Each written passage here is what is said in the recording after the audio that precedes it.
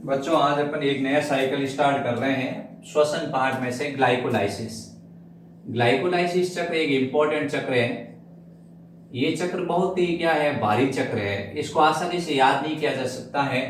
ज्यादातर बच्चे ग्लाइकोलाइसिस पढ़ते हैं लेकिन उसको याद करने में कुछ टाइम के बाद कहते हैं सर हम याद कर लेंगे, लेकिन याद नहीं कर पाते हैं। 3-4 स्टेप लिखते हैं, फिर उसके बाद उनकी गाड़ी अटक जाती है। मैंने देखा है, आज तक का मेरा एक्सपीरियंस कहता है कि 90% बच्चे होते हैं जो ग्लाइकोलाइसिस को चक्र को नहीं बना सकते। जैसे आपके पास 10 बच्चे हैं तो 9 बच्चे क्या करेंगे, ग्लाइकोलाइसिस साइकिल नहीं बना पाएंगे। उसमें से एक बच्चा है जो ग्लाइकोलाइसिस चक्र को पूरा याद कर लेगा। अगर आप लोगों को ग्लाइकोलाइसिस चक्र याद है तो आप मुझे कमेंट बॉक्स में जरूर बना के भेजना कि सर हमको ये याद है। और ग्लाइकोलाइसिस है वो 4 नंबर का क्वेश्चन आता है एग्जाम में, बोर्ड के अंदर। इसमें से छोटे छोटे 1-1 नंबर के क्वेश्चन भी बनते हैं, ऐसी बात नहीं। ग्लाइकोलाइसिस बहुत इंपॉर्टेंट साइकिल है। एक बार आपने याद कर लिया तो आपको बार बार याद करने की जरूरत नहीं पड़ेगी। ग्लाइकोलाइसिस है उसको मैं आपको इजी वे में समझाऊंगा। सबसे पहले अपन इसमें छोटे छोटे क्वेश्चन बनते हैं, उनका बारे में बताते हैं। ग्लाइकोलाइसिस मतलब होता है ग्लूकोज का मॉलिक्यूल्स ब्रेक डाउन होगा। 1 ग्लूकोज मॉलिक्यूल से जो ये ग्लूकोज का मॉलिक्यूल है वो ब्रेक डाउन होगा और 2 पायरुविक एसिड बनेंगे। कितने पायरुविक एसिड्स बनेंगे? 2 पायरुविक एसिड्स के मोल बनेंगे। तो 1 ग्लूकोज मॉलिक्यूल्स, ये ग्लूकोज का मोल है वो ब्रेक डाउन होगा और 2 पायरुविक एसिड के मोल बनेंगे। इसको कहते हैं ग्लाइकोलाइसिस। फिर उसके बाद ये रिएक्शन होती है सेल के साइटोप्लाज्म में। This reaction happen in cell cytoplasm. जो सेल का साइटोप्लाज्म है उसके अंदर ये रिएक्शन कंप्लीट होती है। सबसे इंपॉर्टेंट पॉइंट है कि ये कोशिका दरों के अंदर ये रिएक्शन कंप्लीट होती है। यानी एक ग्लूकोज का मॉलिक्यूल ब्रेक डाउन होता है और 2 पायरुविक एसिड बनते हैं। आखिर ये रिएक्शन होती कहाँ है? ये रिएक्शन होती है सेल के साइटोप्लाज्म। ये सवाल कई बार आता है, पूछा जाता है glycolysis happen in the cell cytoplasm. फिर उसके बाद आपको बताना है इसका लास्ट प्रोडक्ट, जो ग्लाइकोलाइसिस है उस ग्लाइकोलाइसिस का लास्ट प्रोडक्ट क्या बनता है। ग्लाइकोलाइसिस का लास्ट प्रोडक्ट आपको बताना है पायरुविक एसिड बनता है, ठीक है। फिर उसके बाद आपको एक्सप्लेन करना है this cycle is also called EMP cycle. इसको ईएमपी साइकिल भी कहते हैं। अब इसको ईएमपी साइकिल क्यों कहते हैं? 3 साइंटिस्ट थे, एक का नाम था एमंडन, क्या था? एक का नाम था एमंडन, दूसरा था मेयरहॉफ और तीसरा था जिसका नाम था पार्नस। ये 3 साइंटिस्ट थे, एमंडन, मेयरहॉफ और पार्नस। तो 3 साइंटिस्ट के आपको नाम याद रखने हैं। ये 3 साइंटिस्ट हैं, इनके आधार पर इनका नाम पड़ा ईएमपी साइकिल। फिर उसके बाद आप बताओगे ग्लाइकोलाइसिस में आपने सबसे पहला पॉइंट एक्सप्लेन किया, एक ग्लूकोज का मॉलिक्यूल ब्रेक डाउन होता है और 2 पायरुविक एसिड बनते हैं। दूसरा पॉइंट आपको बताना है ये रिएक्शन सेल के साइटोप्लाज्म में होती है। ये आपको वर्ड याद रखना है। इसका लास्ट प्रोडक्ट बनता है पायरुविक एसिड। ये भी क्वेश्चन आता है कि ग्लाइकोलाइसिस का लास्ट प्रोडक्ट क्या बनता है। This cycle is called EMP cycle. Embden, Meyerhof और पार्नस 3 जर्मन साइंटिस्ट थे, उसने उसको डिस्कवर किया था। इस रिएक्शन में ऑक्सीजन नॉट रिक्वायर्ड, यानी ऑक्सीजन इसमें आवश्यकता नहीं होती है। बिना ऑक्सीजन के भी ये रिएक्शन कंप्लीट हो जाती है। Oxygen not necessary required, oxygen की आवश्यकता नहीं होती है। फिर उसके बाद आपको बताना है ऑक्सीजन के प्रेजेंस में भी ये रिएक्शन हो सकती है और ऑक्सीजन के एब्सेंस में भी ये रिएक्शन हो सकती है। इस रिएक्शन के समय नेक्स्ट पॉइंट एक्सप्लेन करना है CO2 not release during glycolysis. Glycolysis के समय CO2 कहीं पे भी रिलीज नहीं होती है, ठीक है। तो अपन कुछ इसका इंट्रोडक्शन पढ़ रहे हैं। वैसे इसका ग्लाइको मीन्स होता है ग्लूकोज, क्या होता है? ग्लूकोज। और लाइसिस मतलब होता है ब्रेक डाउन, यानी लाइसिस मतलब होता है ब्रेक डाउन। किसका ब्रेक डाउन होना? ग्लूकोज का ब्रेक डाउन होना। ये वर्ड है, इस वर्ड में छुपा हुआ है ग्लाइको लिखा हुआ है। ग्लाइको का मतलब है ग्लूकोज और लाइसिस का मतलब है टूटना, ग्लूकोज का टूटना और पायरुविक एसिड का बनना। ये इसके कुछ इंपॉर्टेंट पॉइंट है। अब इसमें आती है एनर्जी संबंधी क्वेश्चन। ये एनर्जी संबंधी क्वेश्चन क्या है तो आपको बताना है कि इसमें 2 एटीपी का नेट प्रॉफिट होता है। एटीपी कितने एटीपी का नेट प्रॉफिट होता है? 2 एटीपी का नेट प्रॉफिट होता है। ये नेट प्रॉफिट का मतलब है कि इसमें 4 एटीपी बनते हैं। कितने बनते हैं? 4 बनते हैं। 2 खर्च हो जाते हैं इसमें। तो पीछे कितने एटीपी का नेट प्रॉफिट हुआ है? 2 एटीपी का नेट प्रॉफिट होता है। नेट प्रॉफिट का मतलब आपको वर्ड को ध्यान रखना है, नेट। नेट का मतलब शुद्ध लाभ। कितना लाभ हुआ है कि भाई इसमें 4 एटीपी आपके पास में, आप कोई बिजनेस कर रहे हो, क्या खर्च हुआ, क्या मुनाफा हुआ। तो मुनाफा शुद्ध लाभ क्या होता है, जितना आप लगाते हो उसके बाद बचता है उसको अपन कहते हैं शुद्ध मुनाफा। वैसे नेट प्रॉफिट का मतलब 4 एटीपी बने और 2 खर्च हो गए तो कितने एटीपी का नेट प्रॉफिट हुआ, 2 एटीपी का। इस रिएक्शन के समय आपको बताना है NaDH2 बनता है, NaDH2 बनता है। अब NaDH2 इसमें कितने बनते हैं, 2। अब इसमें 2 कंडीशन है, यदि एरोबिक रेस्पिरेशन होगा, यदि एरोबिक रेस्पिरेशन होगा तब तो NaDH2 से 6 एटीपी बनेंगे। कितने एटीपी बनेंगे, 6 एटीपी बनेंगे।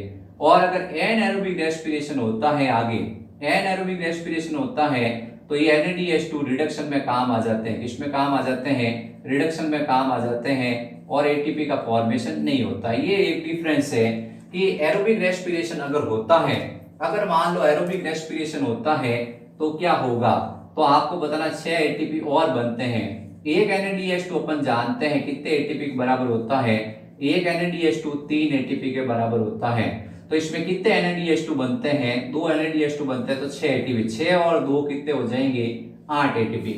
अगर ऑक्सीजन के प्रेजेंस में ये होता है तो 8 एटीपी बनते हैं और ऑक्सीजन के एब्सेंट में होता है तो 2 एटीपी बनते हैं, क्योंकि जो NaDH2 बना है वो एनएरोबिक रेस्पिरेशन के अंदर क्या होता है, रिडक्शन में यूज हो जाता है और एटीपी इसमें प्रोड्यूस नहीं होता है।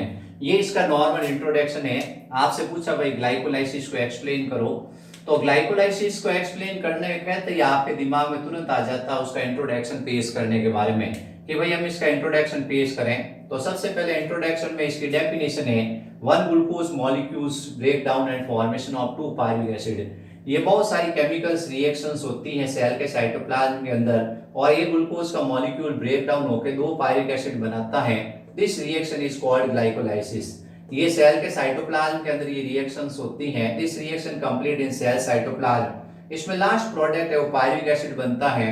इसको EMP साइकिल भी कहते हैं। क्यों कहते हैं, 3 जर्मन साइंटिस्ट थे, एमंडन, मेयरहोफ और पार्नस, उन्होंने डिस्कवर किया था। अब सवाल आता है क्या इसमें ऑक्सीजन जरूरी है क्या, जैसे क्रेब्स साइकिल बिना ऑक्सीजन के नहीं हो सकता है, इसमें ऑक्सीजन की आवश्यकता नहीं होती है। ऑक्सीजन के बिना ये हो सकता है, oxygen not necessary required. Oxygen presence होगी तो भी इसको कोई मतलब नहीं है, ऑक्सीजन एब्सेंट होगी तो भी कोई मतलब नहीं है। CO2 इस अभिक्रिया में रिलीज नहीं होता है क्योंकि ग्लूकोज का फॉर्मूला है C6H12O6 और इससे जो पायरुविक एसिड बनते हैं उसमें 3 कार्बन होते हैं तो 2 मोल बन गए हैं तो 6 कार्बन। इसका मतलब क्या है, कार्बन इक्विवेलेंट है। तो CO2 not release during this cycle. ये भी सवाल आ रखा है क्या ग्लाइकोलाइसिस के समय CO2 निकलती है क्या, तो CO2 नहीं निकलती है। अब सवाल आता है एनर्जी रिलेटेड। एनर्जी रिलेटेड ऐसे हैं कि ग्लाइकोलाइसिस को जब अपन देखते हैं तो ग्लाइकोलाइसिस में 2 एटीपी का नेट प्रॉफिट होता है। कैसे, 4 एटीपी अपन कहते हैं इसमें बनते हैं, 2 खर्च हो जाते हैं, पीछे कितने एटीपी का नेट प्रॉफिट होता है, 2 का। अब आता है डिफरेंस कि एरोबिक रेस्पिरेशन और एनारोबिक रेस्पिरेशन में ग्लाइकोलाइसिस में क्या डिफरेंट है। एरोबिक रेस्पिरेशन में जो NaDH2 बनता है वो इलेक्ट्रॉन ट्रांसपोर्ट सिस्टम में एंटर होता है और 6 एटीपी बनाता है। एनारोबिक रेस्पिरेशन में ये रिडक्शन में यूज होता है। रिडक्शन मतलब अपन कहते हैं कि ये फर्मेंटेशन में यूज होगा और एटीपी नहीं बनेगा। तो इस तरह से 6 एटीपी तो बनेंगे इसमें ऑक्सीजन के प्रेजेंस में और 6 0 बनेगा ऑक्सीजन के एब्सेंस में। तो इस तरह से ऑक्सीजन के प्रेजेंस में ग्लाइकोलाइसिस में 8 एटीपी बनते हैं, 6 और 2 8। और एरोबिक में क्या होता है, केवल 2 एटीपी भी ही बनते हैं। अब अपन इसके 3 स्टेप में ग्लाइकोलाइसिस होता है उसकी स्टडी करेंगे।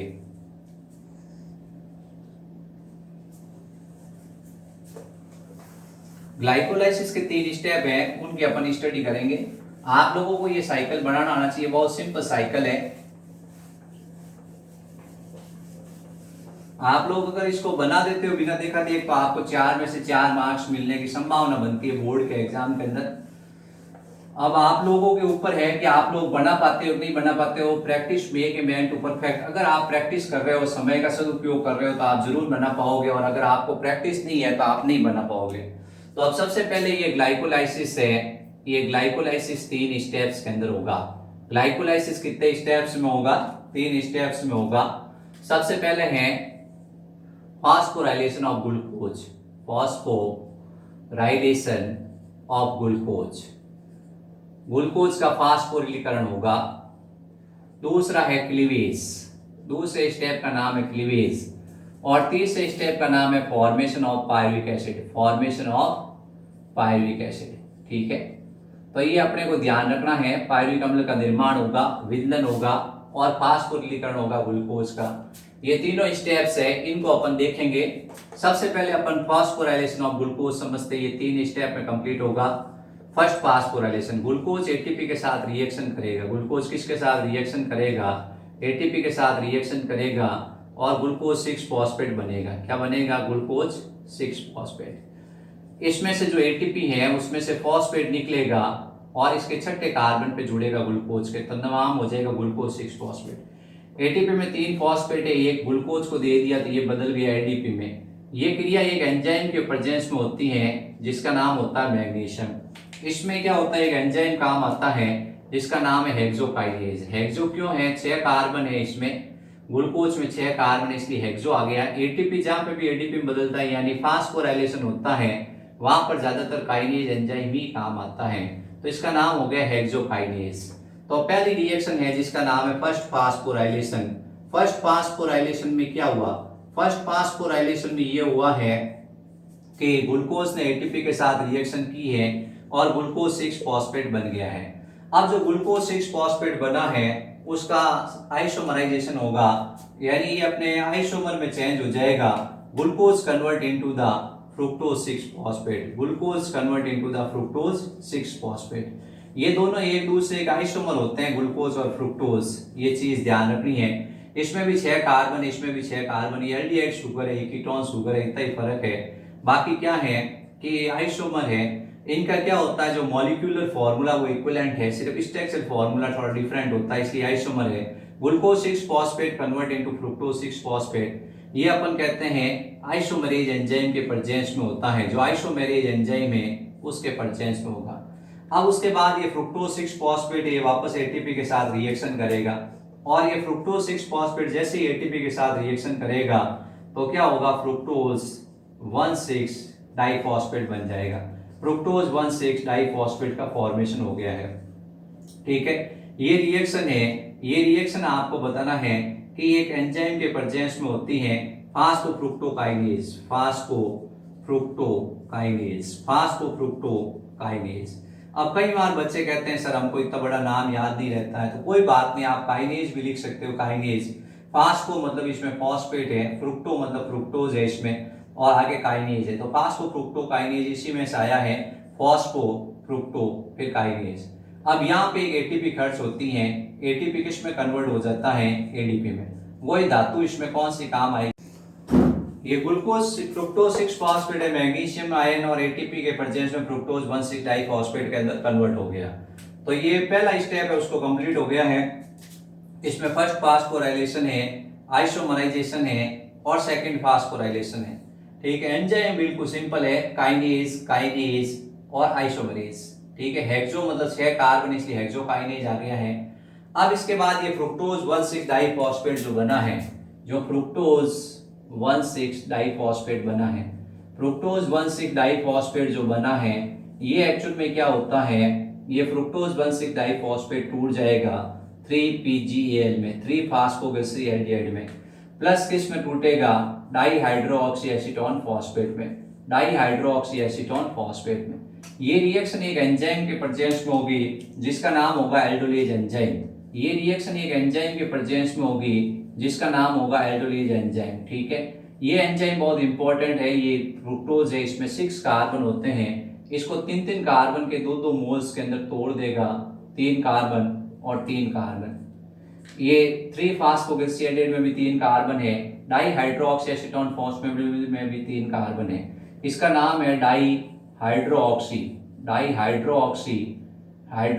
Acetone phosphate, dihydroxy acetone phosphate, और इसका नाम है 3-फास्फोग्लिसरील्डिहाइड, 3-फास्फोग्लिसरील्डिहाइड। तो इस तरह से ये क्या हो चुका है, ये ब्रेक डाउन हो चुका है। ठीक है, 3-फास्फोग्लिसरील्डिहाइड और डाईहाइड्रोक्सी एसीटोन फॉस्फेट में ब्रेक डाउन हो चुका है। अब क्या होता है? पीटीआई, फास्फोट्राइओज आइसोमेरेज एंजाइम के प्रेजेंस में, फास्फोट्राइओज मतलब 3 कार्बन है और इसमें फॉस्फेट यूज हो रहा है, तो फास्फोट्राइओज आइसोमेरेज एंजाइम के प्रेजेंस में ये DHAP किस में कन्वर्ट हो जाएगा? 3PgAl में कन्वर्ट हो जाएगा।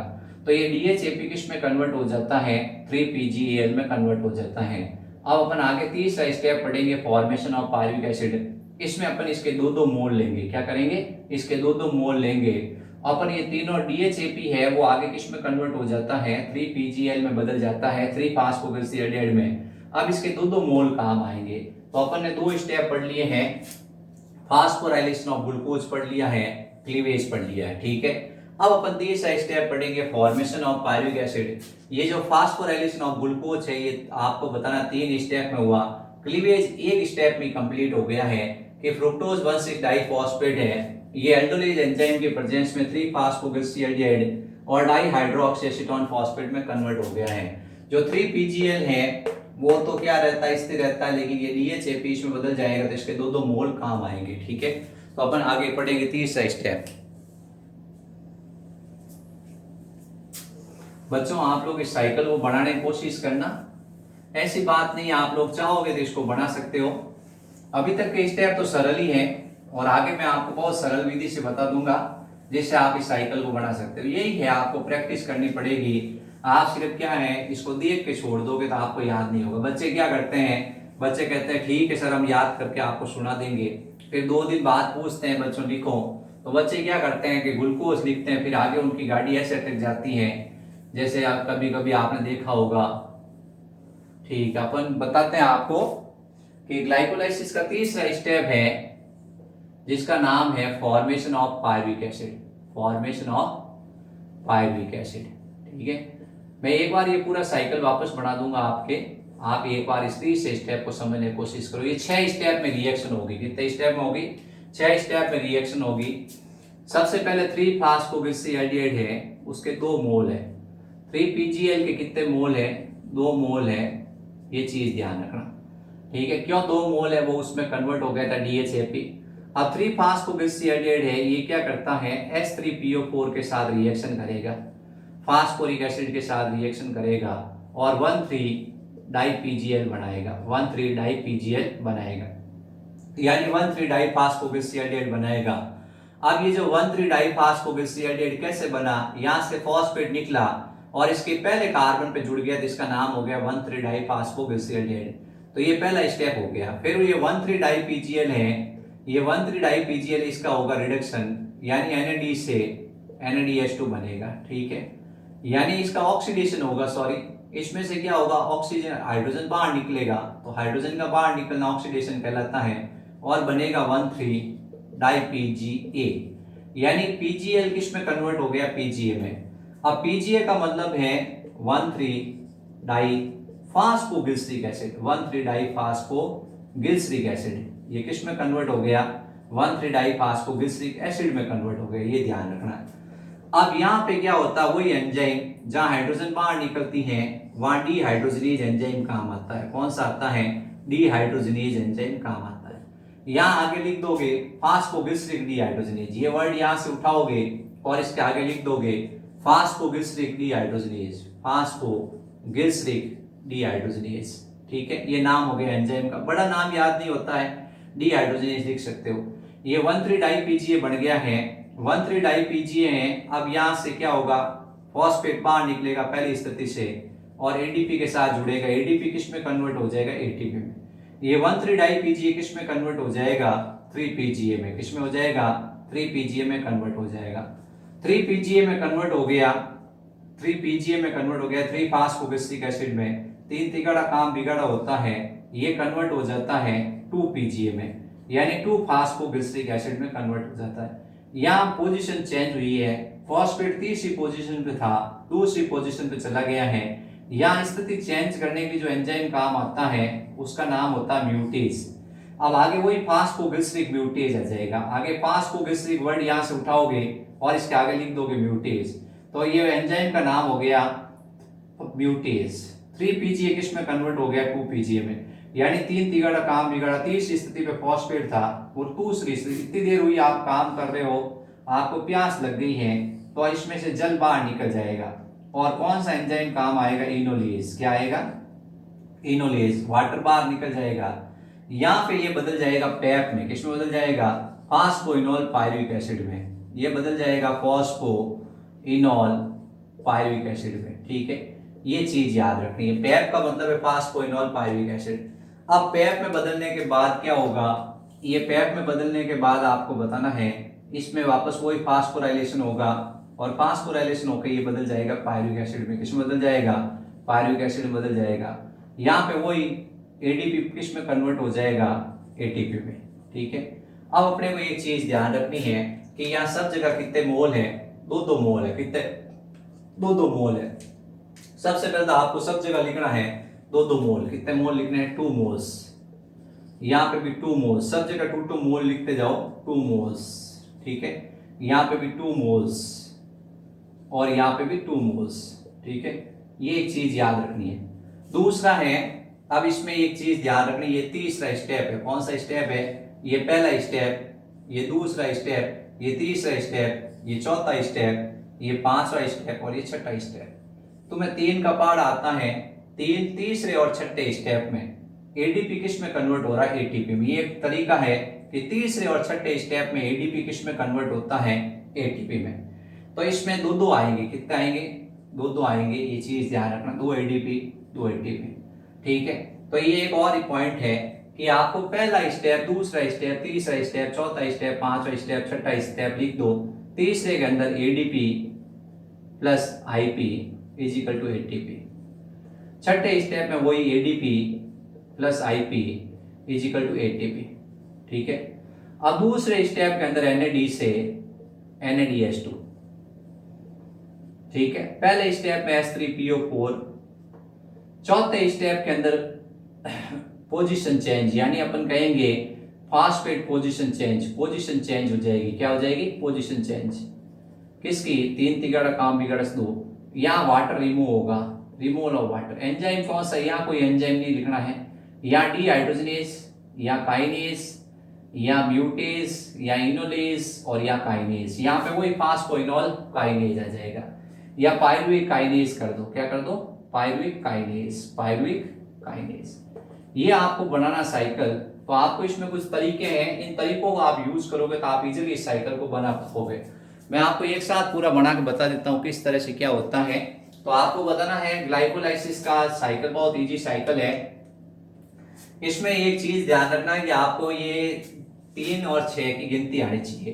तीसरा और छठा स्टेप है, उसमें बच्चे कंफ्यूज हो जाते हैं कि भाई एटीपी कहाँ बना है। तो 3 और 6 याद रखना, आपको तीर बनाने, 1 2 3 4 5 और 6 तीर बनाने। अब तीर बनाने के बाद में आपको आना चाहिए विधि कि 3-5 है, तो इसमें ये 1-3 कैसे हुआ है, यहाँ से ये फॉस्फेट निकला है और इसमें पहले कार्बन पे जुड़ा है, तब इसका नाम हो गया 1,3-डाईपीजीएल। अब 1,3-डाईपीजीएल है, उसका जब एल्डिहाइड का जब ऑक्सीडेशन होता है तो बनता है एसिड। हम ये जानते हैं कि एल्डिहाइड है, जब इसका ऑक्सीडेशन होगा तो नेचुरल सी बात है क्या बनेगा, एसिड बनेगा। ये आप नेचुरल सी बात जानते हो, दिस इज एल्डिहाइड।